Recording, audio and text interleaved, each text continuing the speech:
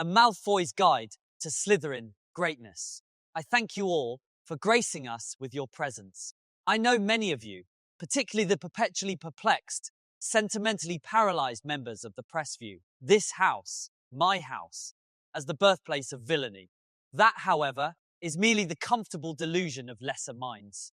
Slytherin has been the most misunderstood and maligned house in Hogwarts history, not because it lacks virtue, but because its virtues make the mediocre profoundly uncomfortable. We operate by a principle of self-determination and strategic superiority. You demand emotional honesty. We demand results.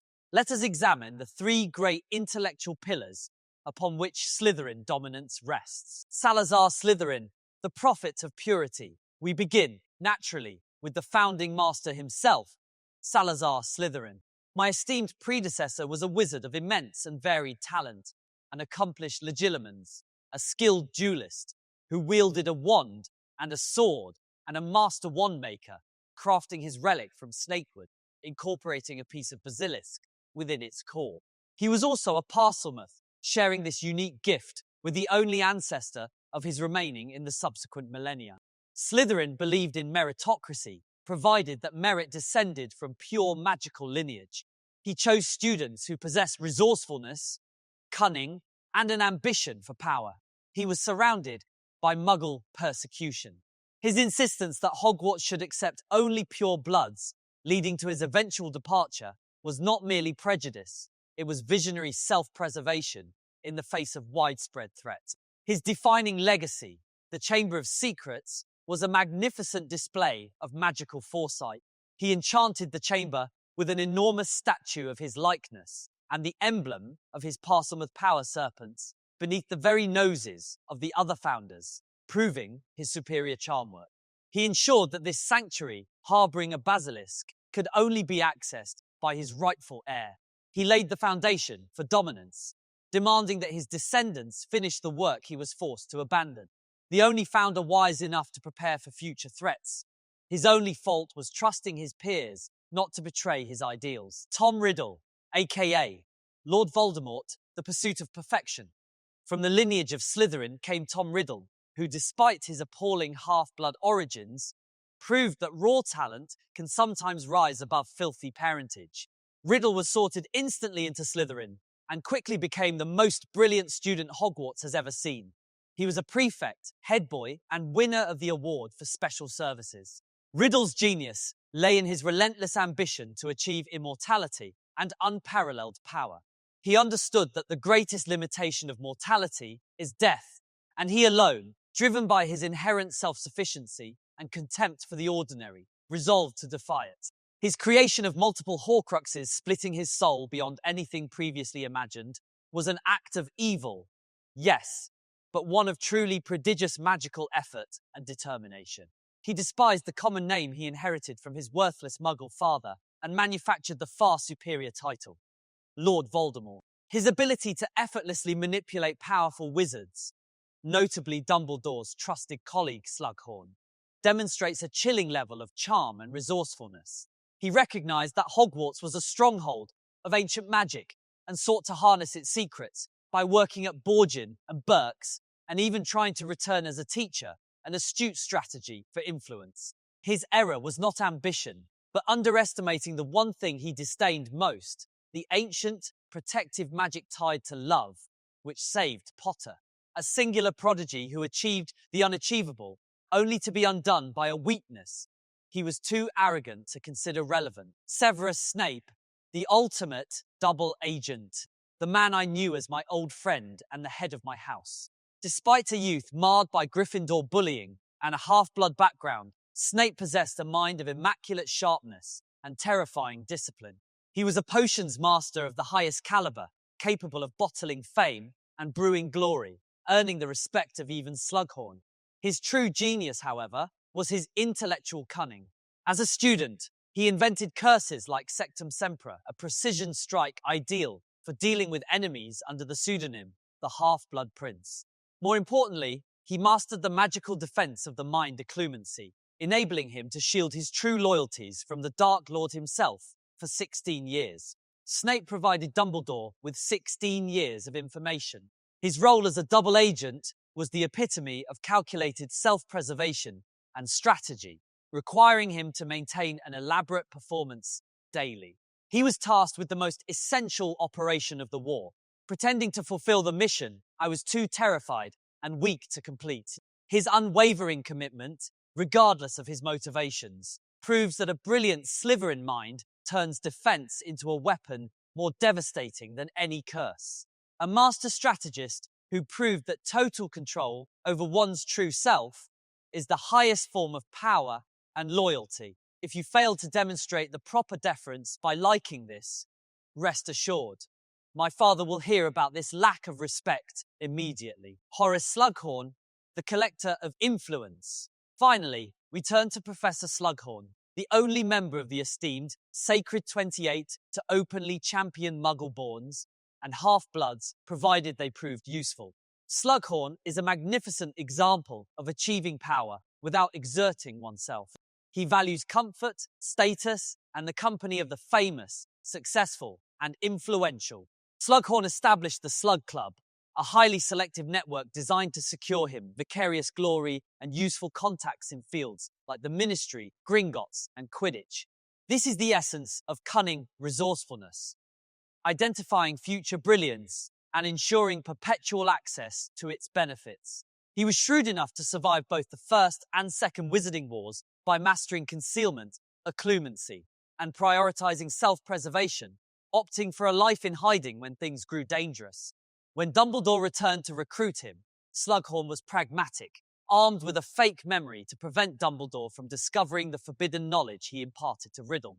While he may have briefly shirked his duties, he proved his essential Slytherin nerve by returning to fight Voldemort alongside McGonagall and Shacklebolt during the final battle.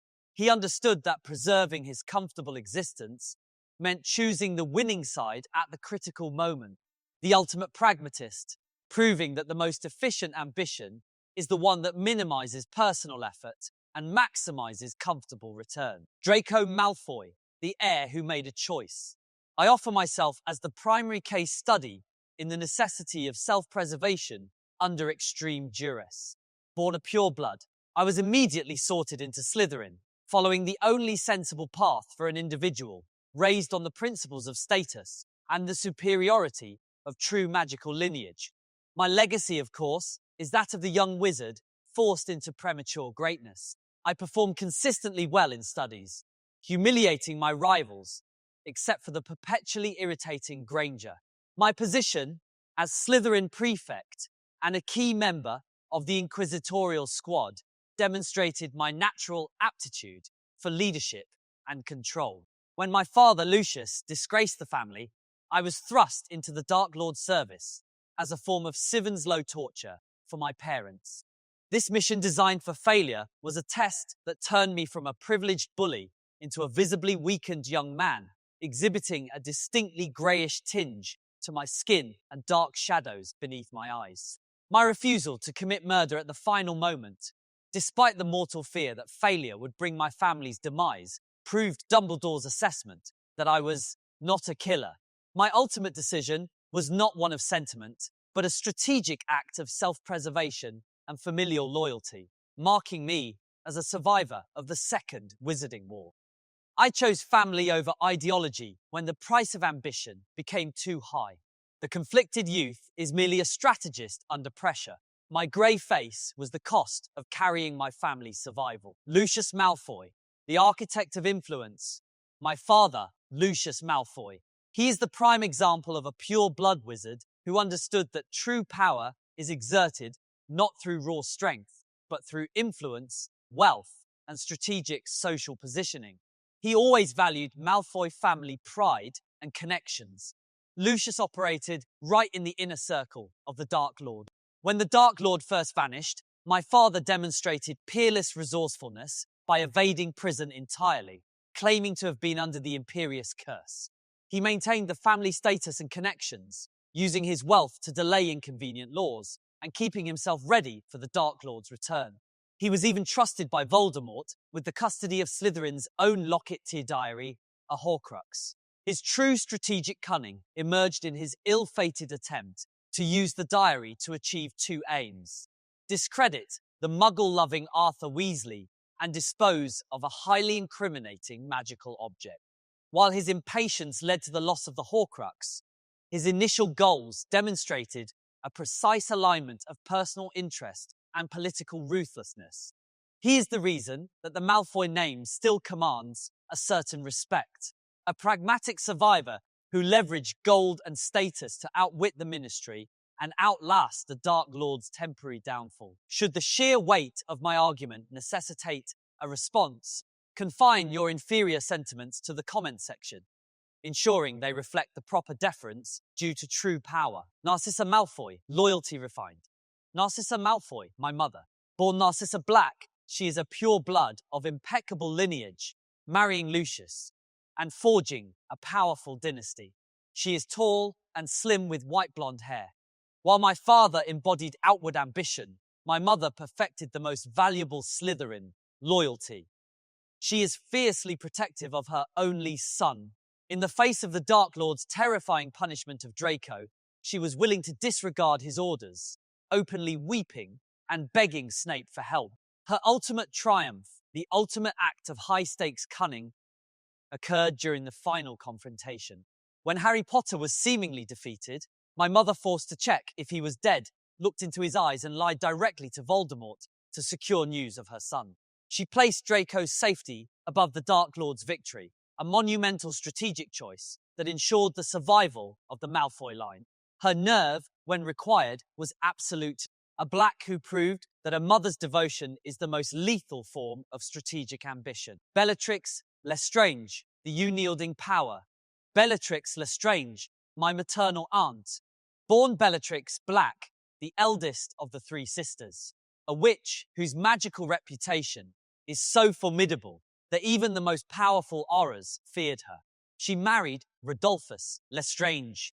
Bellatrix is the ultimate archetype of pure, unbridled devotion to the dark arts. She was one of the most loyal and dangerous followers, and her loyalty was so fierce that she chose to endure Azkaban rather than denounce the Dark Lord. She specializes in the use of the Cruciatus Curse, which she infamously used on the Longbottom parents to the point of permanent incapacitation. Her talent with a wand walnut and dragon heartstring, described by Ollivander as unyielding, was immense. She demonstrated this power by taking on and killing my cousin, Sirius Black, and she is the only Death Eater known to have deflected a spell cast by Dumbledore. She is not merely vicious. She possesses raw, undeniable power, making her terrifying. The Dark Lord recognized her fanaticism, honoring her home as a meeting place. Fanaticism forged into true power, loyalty, that few possess and fewer dare to challenge. Rodolphus and Rabastan Lestrange, the dedicated brothers. Rodolphus and Rabastan Lestrange, Bellatrix's husband and brother-in-law, respectively.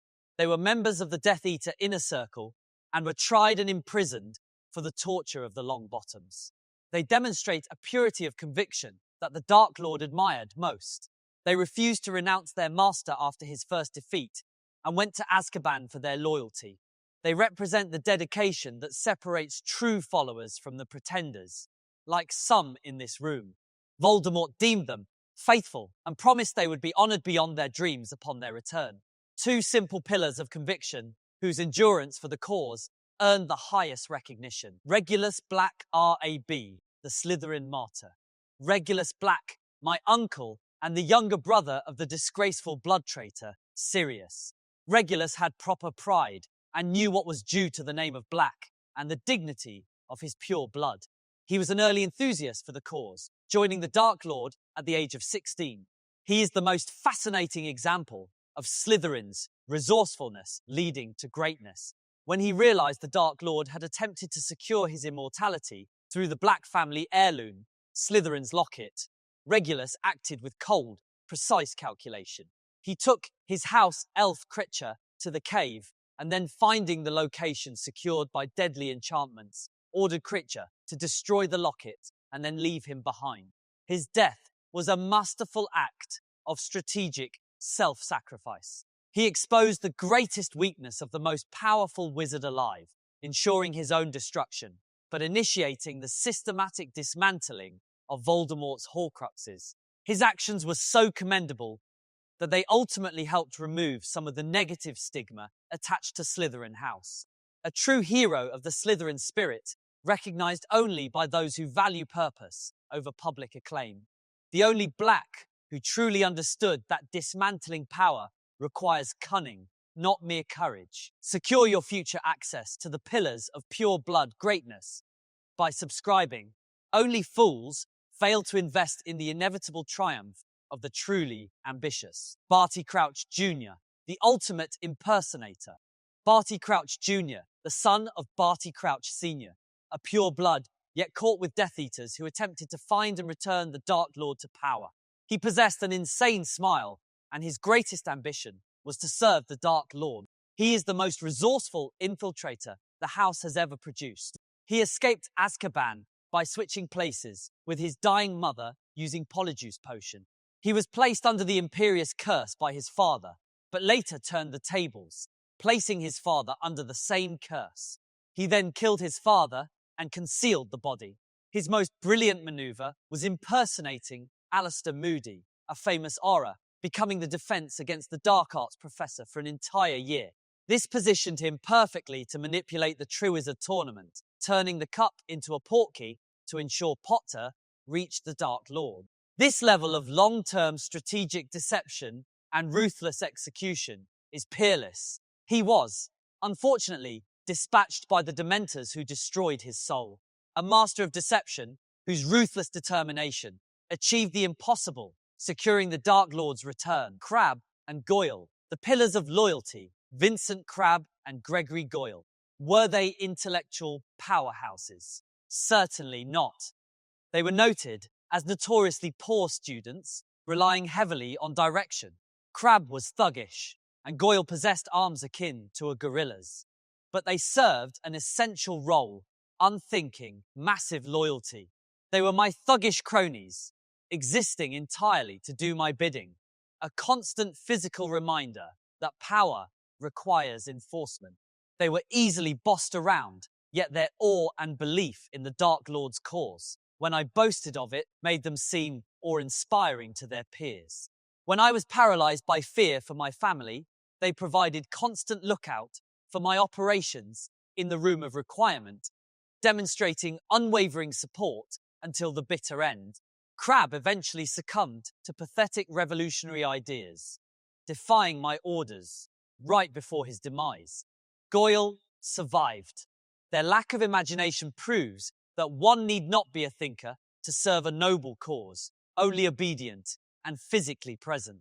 Loyalty in its basest, purest form, interchangeable muscle that successfully shielded its master for years. Pansy Parkinson, the social navigator. Pansy Parkinson, a pure blood witch from the Sacred 28, proving that status dictates opportunity. She possessed a pug-like face, but was perfectly suited to the social mechanics of Slytherin. She was a prefect and a member of the elite inquisitorial squad, leveraging her position to mock and torment the opposition. Pansy's talent lay in her proximity to power and her acute sense of vindictiveness. She was a prominent member of my inner circle, often found indulging me with attention, or as the sources vulgarly put it, grooming me when I was under immense pressure. Her admiration for true power was evident when she gazed down at me as though I was awe-inspiring after I revealed my mission from the Dark Lord. She failed spectacularly at the final battle by choosing the wrong hill to die on an emotional mistake worthy of a Gryffindor. But her devotion to class and her pure blood allegiance was never in doubt. A necessary accessory to dominance, who understood that securing status is the truest ambition. Blaise Zabini, the prudent arbitrator, Zabini, a pure-blood Slytherin who, despite associating with the common rabble for class exercises, was defined by his family's wealth and status. His famously beautiful mother had amassed mounds of gold through the convenient and mysterious demise of 7 husbands. This is financial cunning applied ruthlessly. He was chosen by Slughorn for the Slug Club precisely because of his connections to wealth and influence. Even if he found Slughorn's recruitment process lacking in sufficient, well-connected people, Zabini understood sophistication. He looked disgusted and criticized the Weasley girl as a filthy little blood traitor. He is the perfect foil to the Weasley clan, representing a pure blood aesthetic that prioritized refinement, wealth, and quiet self-sufficiency. He was a survivor, wealthy, fastidious, and smart enough to seek comfort and influence, embodying the civilized pursuit of status. Marcus Flint, might and management Flint, a pure blood whose family was listed on the Sacred 28. He captained the Slytherin Quidditch team for several years. He was physically large and possessed a trollish cunning. Flint's genius was recognizing and exploiting resources. When the Gryffindors were operating with old brooms, Flint accepted the magnificent gift of Nimbus 2001s from my father for his entire team. He used that advantage, along with a specially signed note from Professor Snape, to steal practice time from Gryffindor. This is not mere thuggery. This is understanding how to leverage political connections, Snape, and financial power, Lucius, to dominate rivals. That, gentlemen, is Slytherin's strategy applied to sport. A magnificent blend of brute force and business acumen, proving that superior equipment guarantees superior performance. Millicent Bulstrode, physical utility, a half-blood witch. She was large and square, with an aggressively jutting jaw. Her role was strictly physical utility. When Dolores Umbridge apprehended the Gryffindor rival, Bulstrode was positioned to physically hold the offender against the wall. She represents the kind of necessary, though perhaps aesthetically unpleasing, dedication to enforcing order that Dumbledore's army desperately required. Her presence in Slytherin confirms a truth we understand. If you possess magical utility, house doors open, regardless of pedigree. A serviceable, if unsightly, example of how brawn may be harnessed effectively when ambition guides the hand. Theodore Nott, the pure-blood sentinel. A Slytherin classmate, he is described as a weedy-looking boy, but hailed from a pure-blood family. His father was a known Death Eater who allied himself with the Dark Lord early in his rise to power. Nott's importance is less in his own actions and more in his heritage. He embodies the quiet, fundamental ideology that fueled our movement. His father's early dedication suggests a profound commitment to the cause. Even Slughorn, the cowardly opportunist, avoided giving Nott an invitation to the Slug Club after Nott's father was caught at the ministry, confirming the power and danger of Nott's political lineage. He carried the weight of pure-blood history and ambition, a weak physical specimen, but possessing an impeccable pure-blood heritage and unquestionable political loyalty. Specialists of the Dark Lord, agents, and executioners. Finally, we recognize the most valuable assets, the specialists who secured the Dark Lord's reach across the ministry and the battlefield. Avery, Evan Rosier, and Mulciber. These men represent the fierce early dedication to the Dark Lord.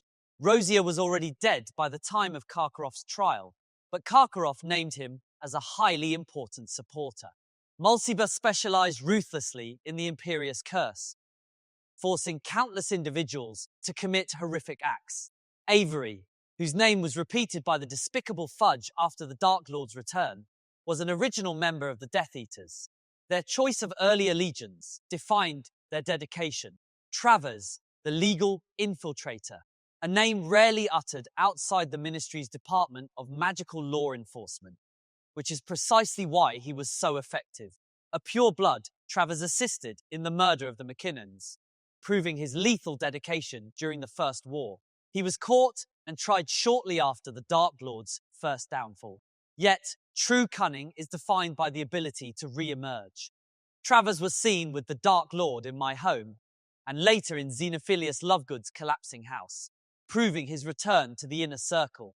He even held the powerful position of head of the Department of Magical Law Enforcement. He also attempted to accost my mother, Bellatrix, and her allies at Gringotts during the heist, revealing he was a member of the Ministry who questioned the activities of his superiors, a necessary counterintelligence measure. Travers embodies the ideal Slytherin principle. Influence must permeate the highest levels of law. A necessary legal architect who demonstrates that control over the law is superior to mere adherence. Augustus Rookwood, the master spy, the ultimate example of specialized intelligence. Rookwood was an unspeakable, embedded in the Department of Mysteries, leveraging a network of well-placed wizards inside and outside the ministry to gather critical information for the Dark Lord. Rookwood was so trusted that Ludo Bagman, an idiot, naturally considered him a friend and was caught passing him information, which demonstrates Rookwood's capacity for deep infiltration. Rookwood understood the currency of information. He was arrested for his espionage shortly after the Dark Lord's temporary demise. Despite this setback, he remained a powerful asset, even when imprisoned, and was considered one of the most formidable and oldest allies of the Dark Lord in the Second Wizarding War. His career confirms that a truly invaluable asset is placed not on the battlefield, but in the shadows of the enemy's command center. The finest mind dedicated to espionage. Proof that knowledge, not noise, is the source of all victory. Walden Macnair, the vicious executioner. He was a ministry employee, yet served as an executioner for the Dark Lord. Macnair was involved in the capture and control of magical creatures in the ministry. He was described as a large blonde wizard and was one of the Death Eaters who fought during the battle at the Department of Mysteries. The Dark Lord recognized Macnair's utility, promising him better victims than mere dangerous beasts soon. Macnair was dedicated enough to the cause to ensure the Dark Lord was not caught at the final battle, and was present when the Snatchers brought Potter to Malfoy Manor. Macnair's role perfectly illustrates the seamless blend of official power and clandestine violence that Slytherin appreciates. A pragmatic brute whose ministry employment was merely a cover for his preferred role as executioner. Yaxley, the power broker. Yaxley is an undeniable power broker whose ambition aligns perfectly with Slytherin's values.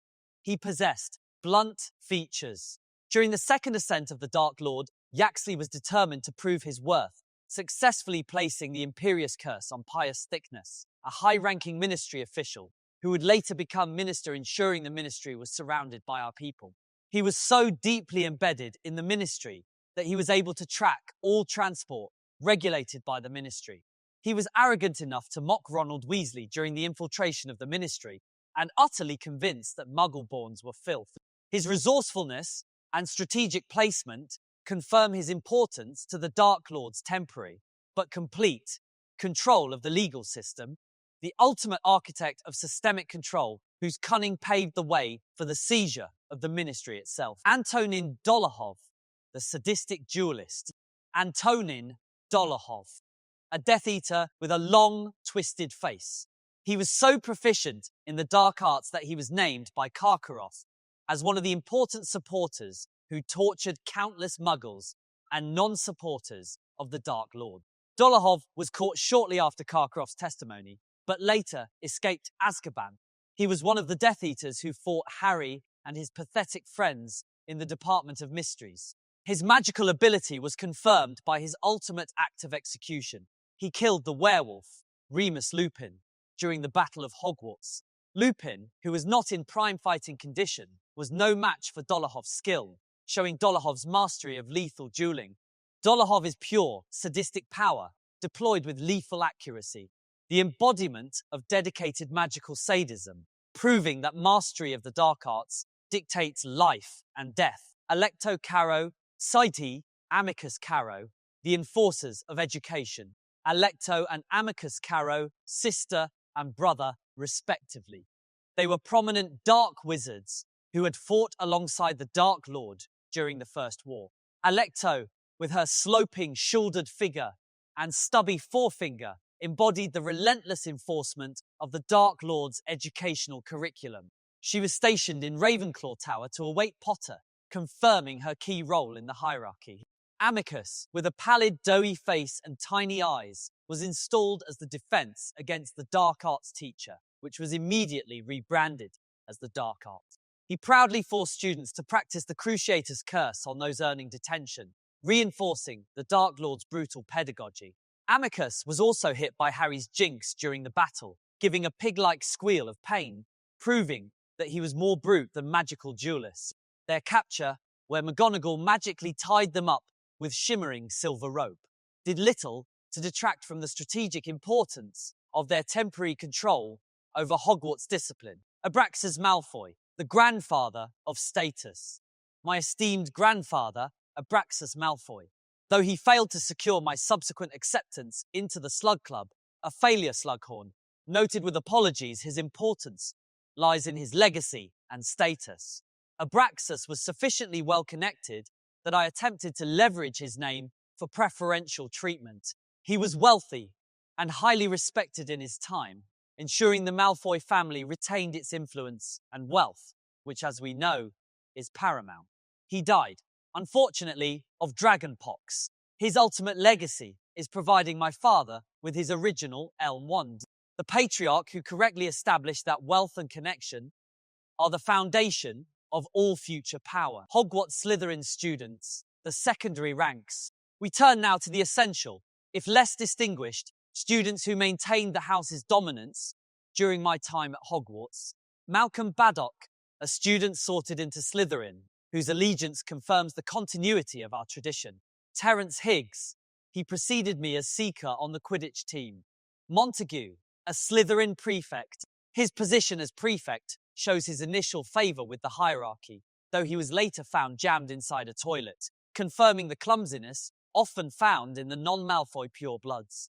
Derek Sivin Bowl, two large, intimidating Slytherin beaters who served Marcus Flint during the Quidditch matches. They demonstrate the raw physical presence Slytherin uses to dominate the sports field. Their collective importance lies in upholding Slytherin's reputation for superiority and ensuring the dominance of the house within the social and academic spheres of Hogwarts. However temporary that dominance proved to be. The necessary foundation, students of varying talent, united by a common understanding of social hierarchy. The Gaunts and Nott ancestors, ancient ideologues. Finally, we recognize the ancient, powerful lineages whose ideals, however twisted, informed the Dark Lord's reign. Corvinus Gaunt, an ancestor of the Dark Lord who was instrumental in concealing the Chamber of Secrets when the castle S plumbing was installed in the 1700s. This ensured the preservation of Salazar's sacred mission. Gormlaith Gaunt, a witch whose commitment to pure blood preservation was so fanatical that she committed the murder of multiple members of her own family. Her commitment, if not her methods, is admirable, a lineage of profound power, demonstrating that pure blood ideology is often born of ancient, necessary madness. Katanakara's Nott, long suspected to be the original author of the definitive pure blood reference text, the Sacred 28. This family established the very philosophical basis for our pride. Wilkes, an early Death Eater named by Karkaroff, proving the depth of the initial recruitment pool. The indispensable authors and earliest adherents, whose pure dedication established the foundation of our cause. You see, our house is a mirror. It shows you what you desire: survival, dominance, perfection. We are the architects of power. We are simply better at the game. Now, if you will excuse me, a certain potions lesson awaits, and unlike some, I intend to secure an outstanding. I suggest the rest of you focus on getting a passing grade in something less complicated.